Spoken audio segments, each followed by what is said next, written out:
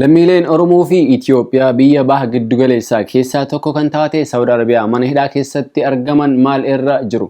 Haalli qabiinsa mana hidhaa san keessatti isaan mudataa jiru kan baroota kanaan duraatiin maaliin adda ta'e? Maatiiwwanii fi hiriyoonni namoota hidhamanii akkasumas kanneen ilmaan Oromoo kanaaf yeroo hedduu sagalee ta'uudhaan beekaman dhimma hidhamuu isaaniitii fi furmaata barbaachisu irratti maal jechaatiin jiru? Mootummaan biyya bulchaa jiruu fi mootummaan biyya Saawud Arabiyaa dhimma kana irratti maal jedha? Sababbiin mootummaan Itoophiyaa lammiilee isaanii kana baraaruu dhabaniif maali? Hariiroon biyyoonni Arabaa uummata Oromoo fi qabsoo uummata kanaa wajjin qaban kanaan dura akkam ture? Amma hoo kanaa fi kanneen biroo hedduu qabannee dhufneetiin jirra. Akkam jirtu daawwattoota Heeraan Stuudiyoo kun haara galfiidha.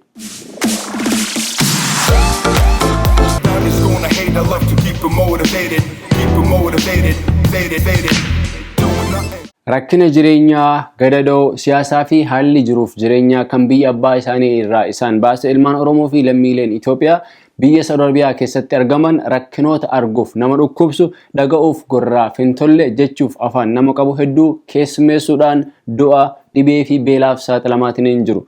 Isa kanarratti qaamonni dhimma kan irratti furmaata waaraa kennuuf dandeettii fi aangoo qaban mootummaan biyya bulchaa jiruu fi mootummaan Saawud Arabiyaa birmannaa tokko malee lammiilee kana dararaatiin jira. Of duuba deebinee kan ilaallu yoo taate hariiroon biyyoota Arabaa fi baqattoota Itoophiyaa keessattuu ilmaan Oromoo maal fakkaata ture? Oromoo fi lammiileen Itoophiyaa biyya san keessattuu biyya Saawud Arabiyaa keessatti karaa seeraa fi seeraan alaanis yoo seenan haala gaariin dalagatanii jireenya ofii jijjiiranii jireenya maatii isaanii fi jireenya biyyaallee jijjiiruun har'a gahan. Kanneen dirree siyaasaa filatanis sirna gita bittaa mootummoota Itoophiyaa duraanii irratti qabsaa turanis biyyoota Arabaa kanneen akka Saawud Arabiyaa fi kanneen biroo keessatti of ijaaranii wal ijaaranii gargaarsa isaan irraa argataniin sirna nama nyaataa san falmaatiniin turan. Qabsoo Oromoo keessattuu gama adda bilisummaa Oromootiin kan maqaan isaanii ka'u kanneen akka Elemoo Qilxuufaati gargaarsa biyyoota Arabaa kana irraa argataniin dhukaasa banaatiniin turan. Isa qofa osoo hin taane kanneen akka Sooressa Jaarraa Abbaa Gadaatis gargaarsuma biyyoota Arabaa kanarraa argataniin diinota oolmaaf gala dhorkanii afuura kutaatiniin turan. Rakkinoonni hedduun biyyoota Arabaa kana keessa jiraatanis lammiin biyya san keessatti jireenya ofii jijjiiruuf dhaqu hamma tokko ni milkaa'aa ture. Akkam yoo guddate qabanii guyyoota muraasa keessatti gama biyya isaanii isaan deebisu ture. Har'a maaltu uumamnaan lammiileen biyya san keessatti karaa seeraa fi seeraan alaan seenan hundi jumlaadhaan rakkina kanaaf saaxilaman. Isa kana irratti dhugaan ijoollee tanaa eenyu bira akka jirtu gadi fageenyaan hubachuudhaaf wantoota aanga'oonni mootummaa biyya bulchaa jiranii fi muummichi ministeeraa dubbate akkasumas jiraattota biyya Saawud Arabiyaa kan lammiilee kanaaf sagalee ta'aa jiranii fi kanneen maatii fi hiriyoonni isaanii mana hidhaa keessa jiran dubbifnee jirra. Akkuma beekamu lammiileen Itoophiyaa biyya Saawud Arabiyaa keessatti dararaa kana keessummeessaa kan jiran ji'oota muraasa dura kan eegale miti. Waggoota muraasa lakkoofseetiin jira. Sababii dippiloomaasii biyyoota lamaan gidduutti kufeen lammiileen nagaa lamaan isaan gidduutti miidhamaa jiru. Itoophiyaa fi Saawud Arabiyaan michuuwwan baroota dheeraa turanis waa'ee hira laga Abbayyaa wal qabatee garee liigii biyyoota Arabaa hunduu Ijipti deeggaruuf walii galan. Isaan keessaa Saawud Arabiyaanis isii tokko waan taateef Itoophiyaan amantummaa isaan irraa qabdu laafaa dhufe. Sababii rakkina isaan lamaan gidduu jiruuf jecha lammiileen isaanii kan biyya san keessatti argamuufis xiyyeeffannoo kennamuu waan dhabameef lammiin nagaa shira murnoota siyaasaa biyya lamaaniin xaxamuuf gidduu kanatti miidhamaatiin jira. Odeeffannoowwan kanaan dura jiruun Saawud Arabiyaan lammiilee kana xayyaara ofiitiin feetee gama biyyaatti galchuuf kan ture mootummaan Itoophiyaa diduun isaanii haasamaa ture. Kanaan dura Saa'udiin namoota hedduu xayyaara ofiin feetee Finfinnee geessitus mootummaan fudhachuu akka dide dubbatama. Isa kanarratti Ustaaz Ahmadiin Jabal maal jedha laata?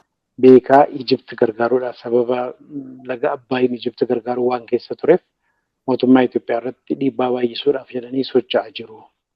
Ergasii waan walii galee baafne kana haaraa qabanii mana hidhaatti naqanii nama 115 fuudha ennaan mootummaan nu obsaa amma waraana irra jira dinagdee rakkina keessa jira bakka jiranutti mirgi jiraa kabajamee hamma nu dandeenyee simannutti takka turaa jechuun mootummaa irraan gaafatamennaan kanuma dabarsanii pileenii tokko fidanii Finfinnee gahennaan fudhachuu didanii kan jedhu anis dhagaheera mootummaan ofishaalii kana mirkaneessine yookaan waan ofishaal bahee miti keessatti odeeffannoo deddeemu anis akka nama tokkotti dhagaheera.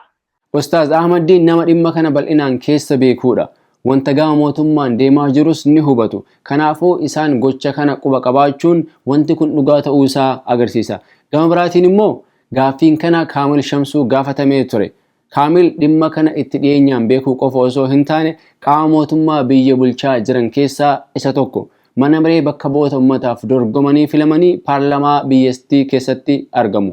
Waa'ee xiyyaara Saudi Arabiyaa baqattoota fidee mootummaan Itoophiyaa fudhachuu didee maal jedha laata?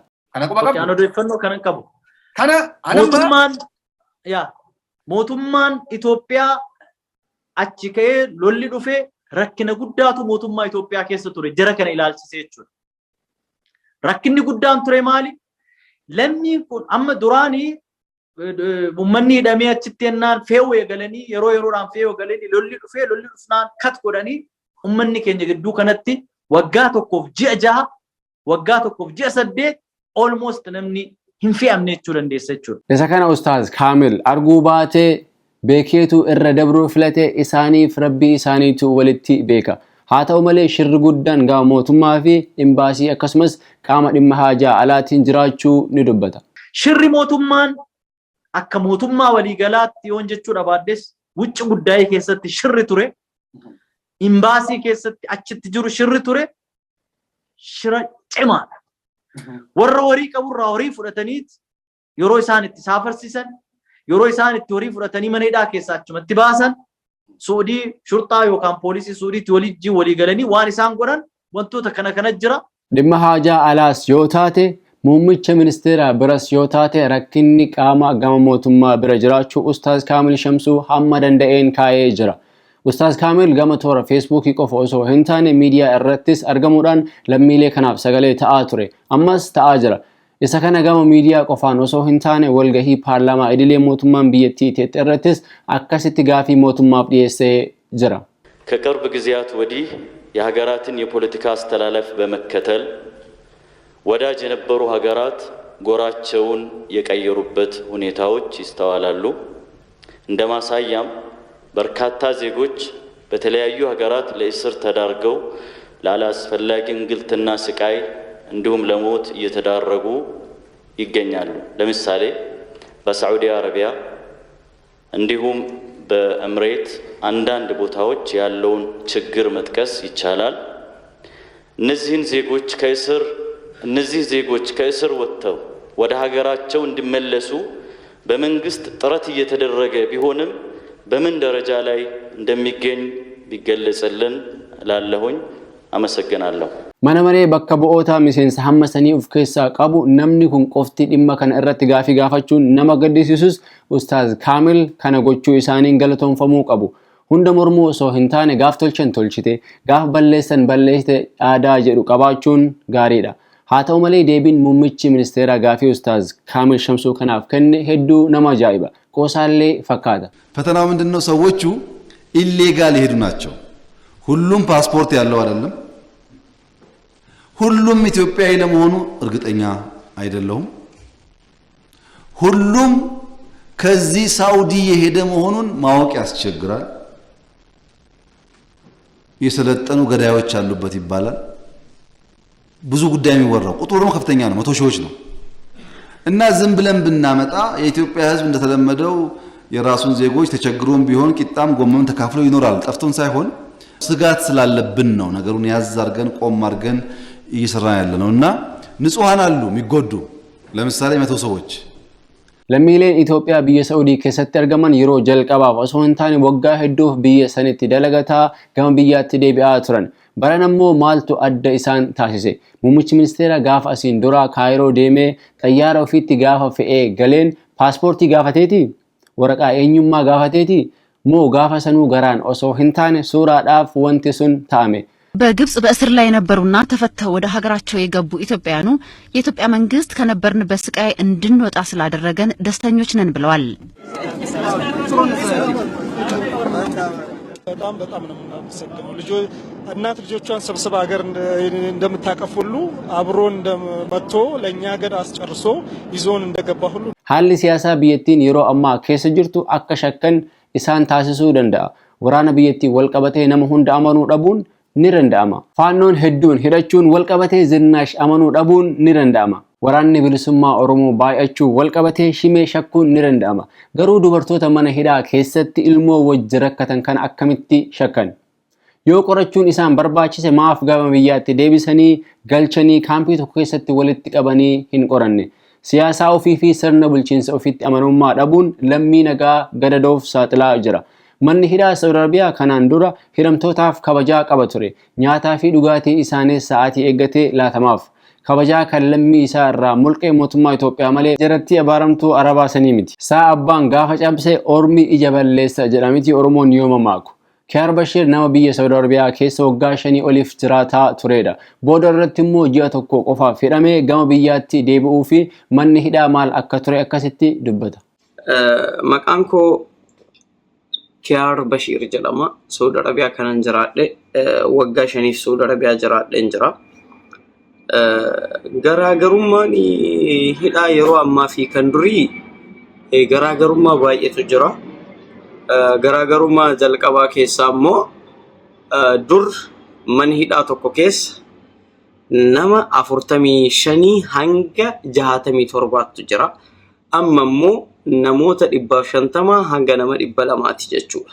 Kanaafiyyuu baay'inni namoota achi keessatti walitti bakka tokkotti hidhamanii hacuucamaniyyuu rakkoo mataa isaa qabaa jechuudha. Akka nama kanaan dura hidhametti immoo yeroo nuti hidhamne sana nyaata guyyatti yeroo 3 nyaata sirrii ta'e madaalawaa arganna guyyatti yeroo 3. Juusin bishaanis wantoonni dhugaatiin qorraan jechuudha lallaafan wanni akka peepsilleen dhufaa fruit wanti akka appilii fi maangoo muuzii fa'allee fidamee namaaf laatama jechuudha. Normally kan durii sun hidhaa osoo hin taane akkuma nama gara biyya keetii deemaa jiru tokkotti teessee akka nama xiyyaara eeggatu tokkotti dabaree kee eeggasta malee hidhaan jedhamu inni durii jechuudha. Haalli qabiinsa hidhamtootaallee gaarii ture. Kanaan alatti rakkoon tokko akka hin turredha kan inni dubbatu. Inni biroo immoo yeroo tokko yoo hidhamtoonni jeeqan yookiin immoo akka Kiyaar jedhetti yoo rabbashan AC qilleensa qorraa baasu namatti gadi lakkisuun akka ture ni dubbata. Dararaan mana hidhaa yeroo sanii maal sitti fakkaate yeroo tokko yeroo ijoollee warra rabbashan waan akka AC faa sitti bananii sirritti qabbanaaf jennaan baxxaaniyaa yookaan immoo uffata qorraa uffattema calliftee akka ati kutuuttattee teettu si godha. Gaafa san kan jeeqaa ture Kiyaar Bashir ta'uu shakkiin hin jirtu. Garuu qoosaan alatti ijoollee gaafa san hidhaman haala gaariin firaasha irra ciisanii Facebook live fi seenaa turan. Kan biraadha immoo yeroo san dararaan baay'een jiru maaliifi nyaannaa hin dhuyinaa imbaasiin guyyaa ati hidhamtee guyyaa lammaffaatti dhufeetu si gaafatee foormii kee guuttee teessee xiyyaara eeggattaa jechuudha. Mana hidhaa Riyaadi Shumeeziin kana fakkaata. Jublaa nyaattee bulta. Qabsaa dhabuus ofirra dabarsitanii garaa ofirra dabarsitanii hin dhufinaa Oromoo. Bakki toon miti badduudha. Ani isinitti meetiin jira. Maal jettee? Akkami ta'uusaa? Garaa ofirra dabarsitanii dhuftanii hin duutanii. Anuu du'e akkaan tona. Ruzaafi lubbuun ittiin dheera. Naannum taatoo jaarnoo kana baay'ee baasii hidhan jettan. Nama kana kan dalagatiin baakuu jaan utuu darraa qabanii qabas jaallatti. Namni eessaa dhufte siin jedhu hin jiru, eessa deemte siin hin jedhu. Siree dur jechuudha. Namni tokko kophaa isaa irra ciisu amma immoo nama lamatu irra ciisa. Nyaata duraan namni tokkoof dhiyaatu amma nama 4 walitti dhiyeessanii fi uffata duraan waan akka jira miti wannumti kamuu wanta duraan ijoolleen namni tokko kophaa fayyadamu amma nama 5 walitti dhiyeessaniif jechuudha. So kanarraa ka'ee baay'ee ulfaata jechuudha. kanuma akka nama dur hidhame tokkotti kanan himuu danda'u. Har'a kabajaan sun hundi dabree lammii nagaa hundi dararaa hedduu argaa jira. Inni biroo immoo Amiin Abdulqaadir nama jedhamudha. Innis nama mana hidhaa Saudi Arabiyaa keessa ture booda immoo gama biyyaatti deebi'edha. Gaafa san namoonni hidhaman kun yoo dhibaman ni yaalamu. Dadhabanis baatee akka yaalamtu carraa siif laatu jedha. Maqaan koo Amiin Abdulqaadir jedhama. Kan inni jiraadhu biyya Saudi Arabiyaa magaalaa Riyaad keessa. Amma dura qabamee biyyatti deebi'eetiin ture bara 2016 keessa. Mana hidhaa keessa haalli yeroo sana jiru baay'ee gaarii ture. Haalli qabannaa namooma kan siif taasisan, kan nyaata siif dhiyeessan, akkasuma dhugaatii, bakki bultii fi akkasuma fayyadama mana fincaanis tahee qulqullina mana keessa galtuu keessatti baay'ee kan seera isaa eeggatu ture. Yeroo sana biyyatti deebi'uudhaaf guyyaa 8 qofa kan mana hidhaa keessa qubadhee ture. Mana hidhaa keessa guyyaa 8 qubachuu saniifiyyuu dheekkamsa achi keessaa kaafneen imbaasiin keenya akkamiin nutti hin dhufne akkamiin nu galchine jennee guyyaa 8 sanaafu kan turre nutti fakkaate jechuudha. Namoonni yeroo qabamanitti guyyaa hanga 6-7 yookaan ammoo guyyaa 8 galitti kan galaa turan jechuudha yeroo sanattu. Garuu nuti guyyaa 8 maaf turre jennee kan dheekkamsa kaafne ta'uu isaati jechuudha. Akkuma biyya galeen haalli biyya kanaa yeroo san baay'ee jibbisiisaa waan hin ta'in carraa lammaffaatiin biyya kanatti deebi'uu danda'eetiin jira. Biyya kana deebi'ee bara hanga yeroo ammaa kana jiraadheetiin jira jechuudha. Amma garuu hiriyoonni keenya kan nu biraa qabamanii mana hidhaa keessa jiran baay'ee haala hammaataa keessa kan jiranii fi qabamiinsi namooma isaanii mana hidhaa san keessatti kan yeroo sanaatii fi kan yeroo ammaa yoo wal bira qabnee ilaallu baay'ee kan addaan fagaatu ta'uu isaati. Yeroo sana akkuma jedhee nyaatas ganamaan laaqanas irbaatas yeroo isaa eeggatee kan nama fidamu ture. Yeroo duraa mana yaalaa san keessatti dhibamtee jennaaniin inumaayyuu yookaan si yaalanii yoo dhukkubbiin kan keessuun hammaatiyyuu sadarkaa si gadhiisanii deemtee badheetti yaalamu carraa akkasiyyuu siif kennu turan jechuudha. Amma garuu rakkoon kan jiru mootummaa kana bira osoo hin taane mootummaa biyyaa bira tahuu ragaan qabannaa isaan dur nu godhan sanii fi qabannaa ammaa kana yoo bira qabne ragaan isaa mootummaan dur haala gaarii nu qabachaa ture amma kan nu qabataa hin jirre tahuu asirraa hubachuun ni danda'ama jechuudha. Manneen hidhaa kana keessatti kan argaman dargaggeessa qofa osoo hin taane dubartoota ulfaa kanneen daa'imman harkaa qabanii fi walumaa galatti lammiilee Itoophiyaa kan ta'anidha.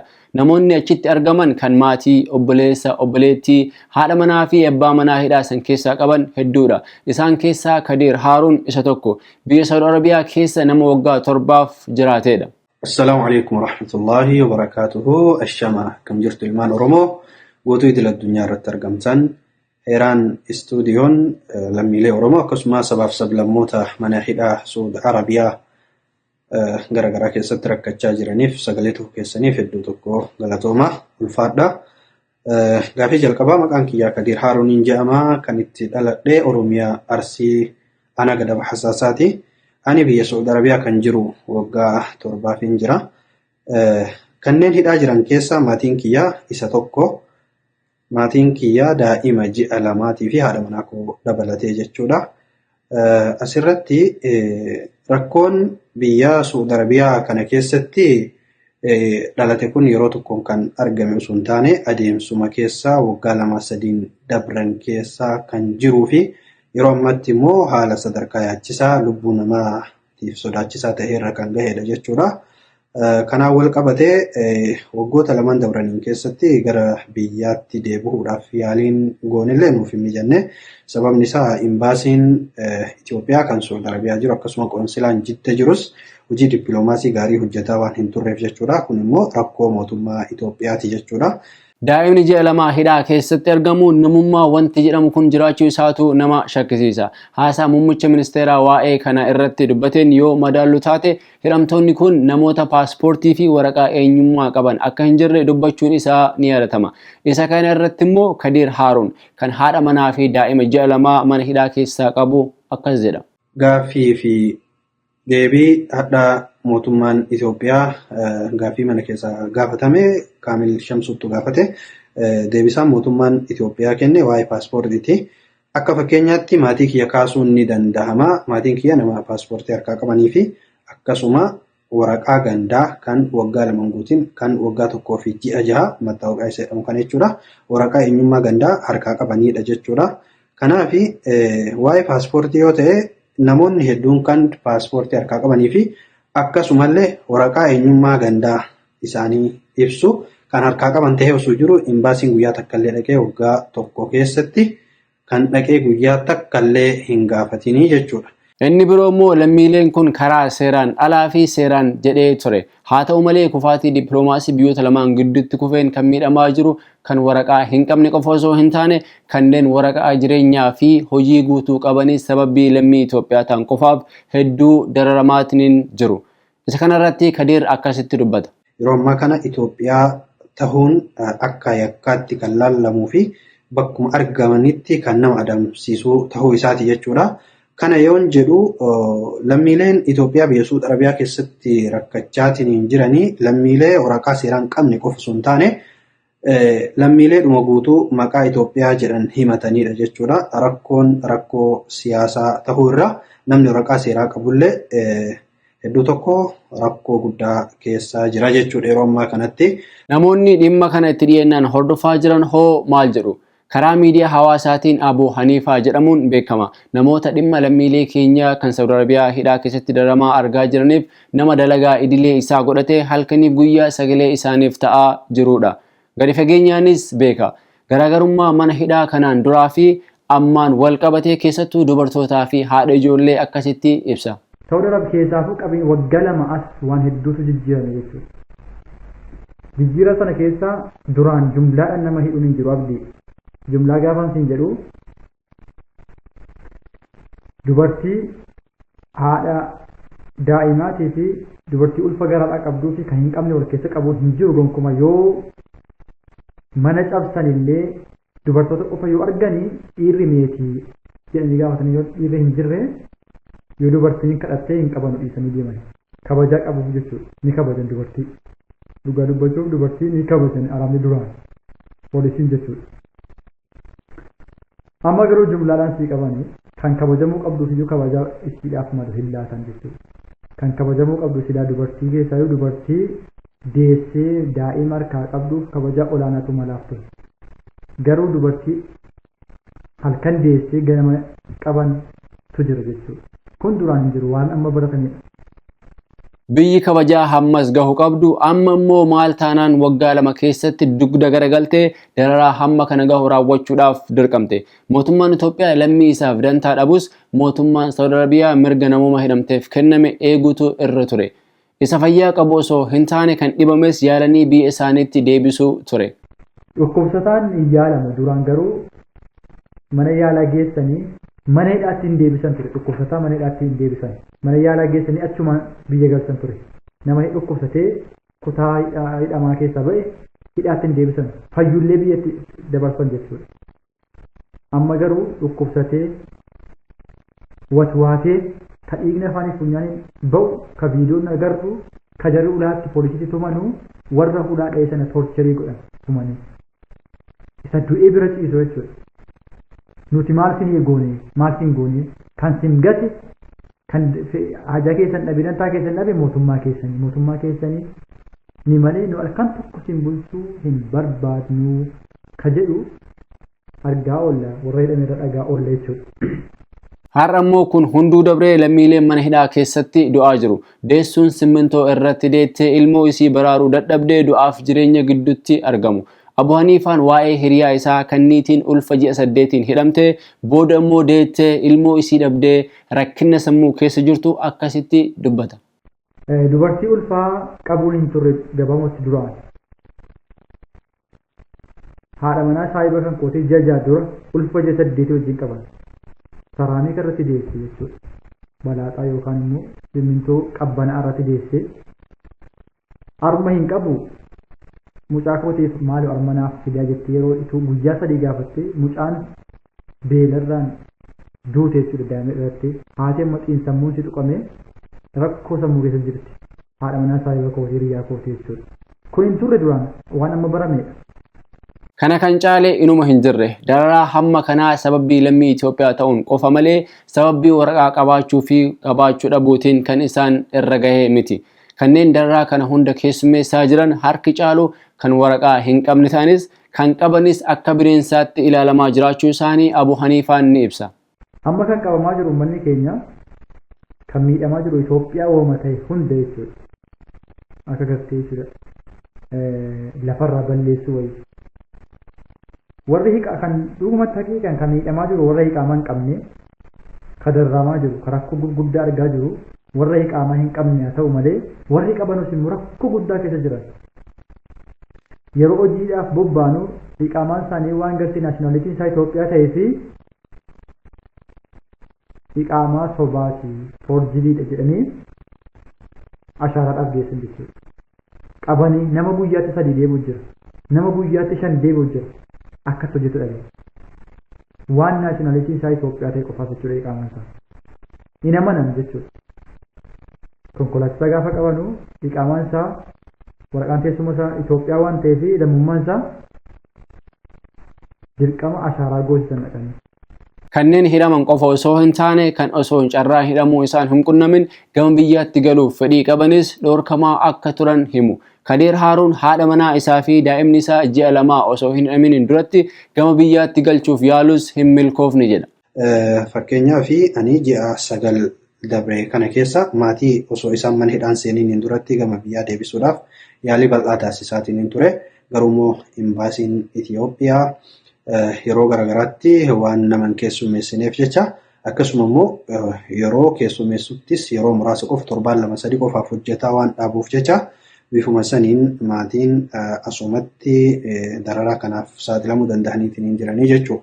Walumaa galatti rakkoon biyya Saudi Arabiyaa jiru kun rakkoo guddaan rakkoo siyaasaati. Isa qofa osoo hin taane Amin Abdul Qadir kan jedhamus galuuf akka fedhii qabuu fi haalli kan hin mijoofneef ta'uu dubbata. Carraan qabamiinsaa nurra hin gahin kun haala hamaa keessa kan jirudha. Isaan qabaman akkuma qabamanitti ta'ee isaan hin qabamin ammoo warri badhee jiru yaadaatiin sammuun namoota badhee jiranii miidhamnee yookaan ammoo miidhamee akkuma hawaasatti miidhamnee kan jirudha.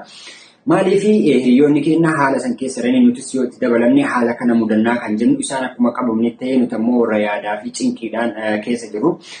Kanaaf mootummaan haala kana mijeessee dippiloomaasii isaa kan jalaa miidhamee sirreesseetiin gara biyyaatti akka nu deebisu waamicha carraa argadhe kanaan dabarsuun barbaada. Gama birootiin immoo namoota mana hidhaa kana keessatti argaman argachuuf bifa viidiyoo hedduun danda'amuu baatus bifa sagaleen argannee jirra.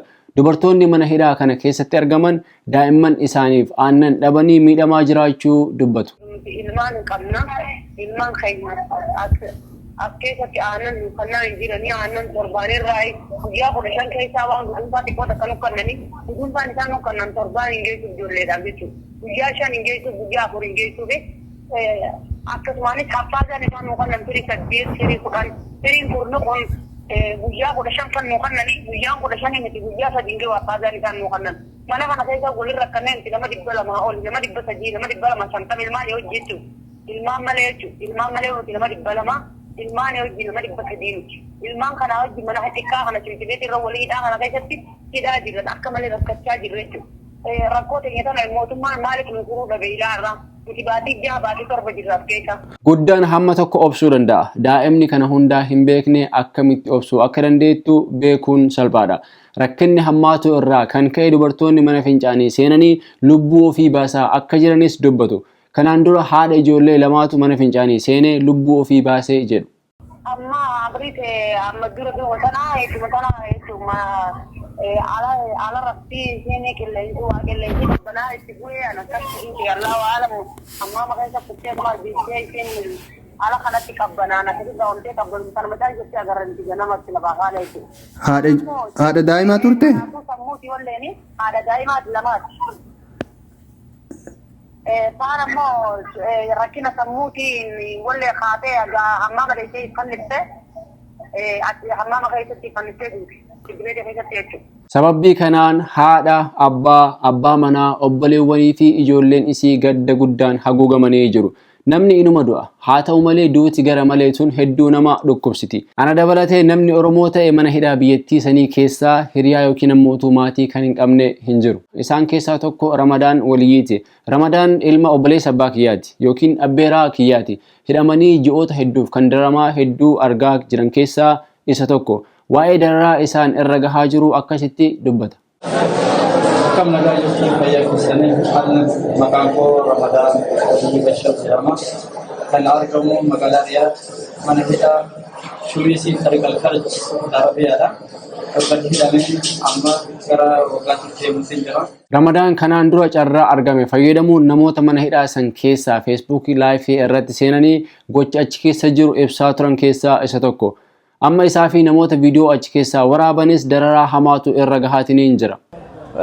Viidiyoon as keessaa bahu jechaadha nurratti jechaadha balaa guddaa jechaadha balaa guddaa nurratti fidee jira ilmaan Oromoodha jechaadha wareegama barbaachisu jechaadha ofirraa kafala jedheeti maal jechaadha viidiyoo kana seeneetiin isin waraabu jira jechaadha kanaaf maal yoo jettan jechaadha viidiyoon as keessaa bahu hundinuu jechaadha dalagaa isaa dalagee jira jechaadha hundi isaatu viidiyoon as keessaa waraabame dalagaa guddaa dalagee jira garuu ammoo as keessatti nurratti miidhaa guddaa geessee jira jechaadha miidhaan inni fides jechaadha namni keenyas jawaala argadhe jedheetiin jechaadha waan isa baasuu fi waan isa baafne osoo addaan hin baafatin jechaadha balaan akka nurra gahu nu goosisee jira jechaadha yaa ilmaan Oromoodha please namoonni mana hidhaa keessa jirtan of eeggadhaa akkamitti akkana nu gootan viidiyoon tokko jechaadha viidiyoo sirnaa akkanatti aniin kun jechaadha responsibility ofirraa fudhadheetiin yoo viidiyoo tokko waraabeetiin jedhe jechaadha oomaa rakkoo hin qabu jechaadha garuu ammoo waan nu hunde jechaadha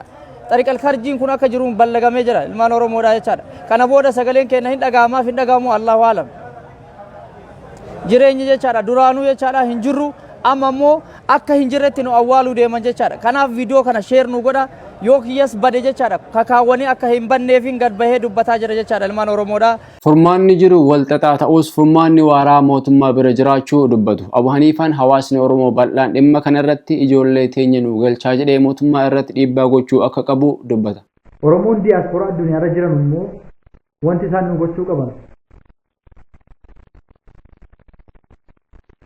imbaasii Saudi Arabiyaa kan magaalaa keessa jiru konsiloota garaagaraa kan Saudiin achi qabdu waajjira Saudiin biyya isin jirtan keessaa qabdanu afaan nagaa gaafatanii haalli qabiinsa uummata godaantota Itoophiyaa akka jijjiiramu dhiyeessii nyaataa fi qulqullina uffannaan wanti akkasii akka seeraan qabiinsa seeraatiin qabaman gaafachuu akkasuma waajjira gartee falmitoota mirga namummaatti rakkoo keenya kan dhiyeessuu haala kanaan mootummaan Saudi Arabiyaa furuu danda'a jechuudha. Maaloo haala qabiinsa keenya jibbiinsa kanarraa tarii jijjiiramuu danda'a. Kanuma wanti nuti mootummaa Saudi irraa barbaannu jechuudha. Haalli qabiinsaa akka nu jijjiiramu kana gamasuma ilmaan Oromoo addunyaarra jirtanitti dhaammannaa heeran istuudiyoo waan nu affeertanii fi maqaa Oromoo saba bal'aatiin galatoomaa jechuu barbaada ulfaadhaa. Ilmaan Oromoo addunyaa guutuu irratti argamtan obboleewwan kanaaf sagalee ta'uu itti haa hufnu. Feestaalii qofa godhannee suuraa maxxansinee ofirraa baasuun qofti gahaa miti. Sagantaa kana qopheessuu irratti kan odeeffannoo ani barbaade hunda naaf kennuun na bira dhaabbattan hundi Abu Haniifaa, Amin Abdul Qaadir, Kiyaar Basheer, Kadir Haruun, obboleettii teenya mana hidhaa si dubbifnee fi ilma beeraa kiyyaa Ramadaan waliyyiin hedduu ulfaadhaa isiniin jedha. Kan hidhame hiikamee kan dhibame fayyee rabbi nagaan wal nu haa agarsiisu. Kana taasisuun immoo sagantaa haara galfii waan ta'eef xiqqoo akka bohaartaniif haasaa paarlaamaa isiniif dhiyeessina. Turtii gaarii. እናመሰግናለን። ማሳሰቢያውን ማስታወሻ ይዘናል ለማለት ነው። እሺ፣ በመቀጠል በተነሱ ጥያቄዎችና አስተያየቶች ላይ ምላሽና ማብራሪያ እንዲሰጡ ለክቡር ጠቅላይ ሚኒስትር እንሰጣለን። እሺ፣ እንግዲህ ከፓርላማ አባላት ስለተነሱ ጥያቄዎች በጣም ብዙ ጥያቄዎች ናቸው። አሳጥሬ መልስ መስጠት ሞክራለሁ። ያው እኔ በሻሻም ብቻ ወክዬም ቢሆን በተቻለ መጠን መልስ መስጠት ሞክራለሁ። አንደኛው የሳውዲ ጉዳይ ነው። የሳውዲ ጉዳይ ፈተና የሆነብን ሰዎቹ ዜግነታቸው ኢትዮጵያዊ ሆኑ አይሆኑ የተራገጠ ነገር የለም። ምክንያቱም እዛ የሚገኙት ኦሮምኛ ብቻ የሚያወሩ አሉ፣ ትግርኛ ብቻ የሚያወሩ አሉ። እንዲሁም ደግሞ አኝዋክኛ የሚያወሩ አሉ። ያው ኦሮምኛ የሚያወሩት ኦሮምኛ ኢትዮጵያ ውስጥ ብቻ ሳይሆን ሶማሊያ፣ ኬንያ ውስጥ ስለምናገር ከኬንያ ሊሆኑ ይችላሉ ወይ ደግሞ ከምንሶታም ሊሆኑ ይችላሉ፣ አይታወቅም። ትግርኛም ያወሩ አሉ። ትግርኛ ኤርትራ ውስጥ ይወራል። ትግርኛ የሚያወሩትም ኤርትራዊ ሊሆኑ ይችላሉ ማለት ነው። እንዲሁም ደግሞ አኝዋክኛ የሚያወሩት አኝዋክኛ ኢትዮጵያ ውስጥ ብቻ ሳይሆን ሱዳን ውስጥም ይወራል። ስለዚህ እነሱም ሱዳኖቹ ሊሆኑ ይችላሉ፣ አይታወቅም። ሱዲ ካሉት ከ100% 10% ብቻ ነው አማርኛ የሚያወሩት። እንግዲህ የ10% ከኢትዮጵያ ሊሆኑ ይችላሉ። ምክንያቱም አማርኛ ኢትዮጵያ ውስጥ ብቻ ነው የሚወራው። ያው እነሱን ኢትዮጵያዊ ናቸው ብለን መውሰድ እንችላለን ማለት ነው። ሌላው እነኚህ ሰዎች የተለያዩ ሰዎች አሉበት ይባላል። ቴኳንዶ የጨረሱ አሉ። በፀጉራቸው ቁጥርጥር የተሰራ ብዙ አሉበት ይባላል። እንግዲህ ቴኳንዶ የሚችሉት እስካሁን ባለን መረጃ ከኮሪያ ወይ ደግሞ ከቻይናም ሊሆኑ ይችላሉ፣ አይታወቅም። እሱ ግን ፀጉር ቁጥርጥር የተሰሩትስ ከየት ናቸው? እንዴት እዛ ደረሱ? ምን እዛ ወሰዳቸው? የሚለው መጣራት ያለበት ነገር ነው። እሱ እንግዲህ ሲጣራ እናያለን። ያው ዴሌጌሽን እዛ ልከናል፣ በቅርቡ እንጠብቃለን ማለት ነው። እሱ ሌላው ኢትዮጵያ ውስጥ ብዙ ችግሮች አሉ። ከብዙ ችግሮቹ ግን በጣም እየተስፋፋ ያለው ሌብነት ነው። ሌብነት ኢትዮጵያ ውስጥ ተለምዷል። ሰው ከስራው ይልቅ ሌብነት ላይ ፎከስ አድርጓል። ናይጄሪያዎቹ ለምሳሌ ናይጄሪያ አሜሪካን ሀገር የሚኖሩት ናይጄሪያኖች ከአሜሪካ ሰርቆ ነው ለሀገራቸው የሚያሳልፉት፣ ወይ ደግሞ ለሀገራቸው ሎቢም ሆነ ምንም የሚቀጥሩት። የምታስታውሱት ከሆነ ከዚህ በፊት ሰርቃችሁም ቢሆን ለሀገራችሁ ሎቢ ቅጠሩ ብያለሁ። ግን እችን ደሃ ሀገር ስረቁ አይደለም ያልኩት። እሱ ለዲያስፖራ ብቻ ነው። ዲያስፖራው ሰርቆም ሰርቶም ለሀገሩ ሎቢ ይቅጠር ነበር ነው ያልኩት። ግን አሁን እያየን ያለነው ባለስልጣናት ሳይቀሩ ስራቸው ሌብነት ብቻ ሆኖ ቀርቷል።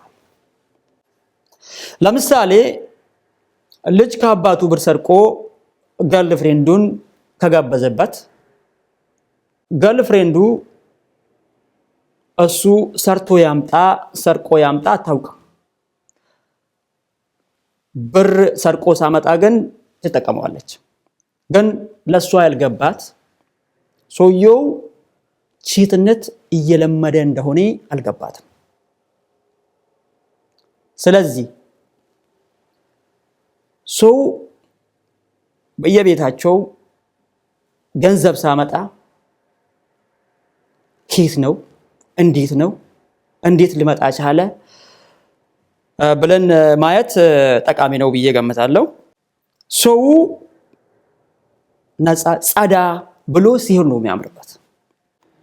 ይሄ አሁን የምታዩት ሱፍ ኢትዮጵያዊ ነው። በጣም ንጹህ ሱፍ ነው። ያው እንደምታዩት በጣም ያምራል። ግን ይህ ሱፍ እዚሁ አዳማ ነው የተሰራው። ይህ ሱፍ ለማሰራት አሜሪካ ወይ ደግሞ ቻይና መሄድ አይጠበቅም። እዚሁ አዳማ ማሰራት እንችላለን ለማለት ነው። ሌላው ችግር የዚህ ፓርላማ ችግር ነው። የፓርላማ አባላት በየጊዜው ጉባኤ ሲካሄድ ከማዳመጥ ይልቅ ይተኛሉ።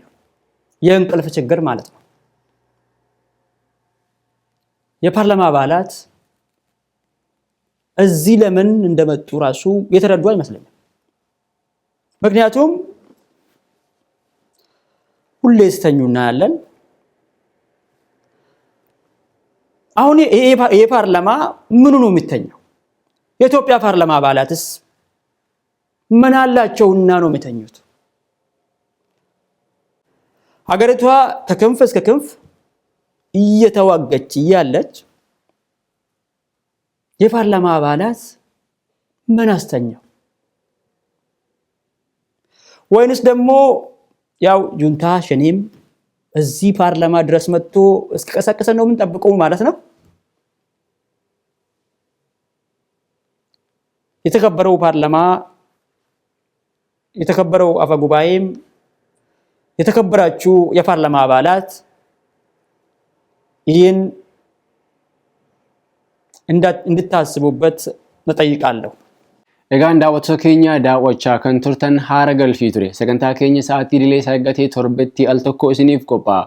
Qophiilee heeraan istiidiyoo kanaa fi kanneen biroo hordofuuf karaa toora Feesbuukii, Instagiraamii fi Yuutuubii keenya hordofuu hin irraanfatinaa isiniin jenna. Yuutuubii keenya sabiskiraayib akka gootan, peejii immoo fooloo fi laayikii akka gootan isin yaadachiisaa. Hamma torbanitti nama torbanii nu haa taasisu jechaa qopheessuudhaan kan isin wajjin ture ani Abdiidha. Yeroo gaarii qabaadhaa.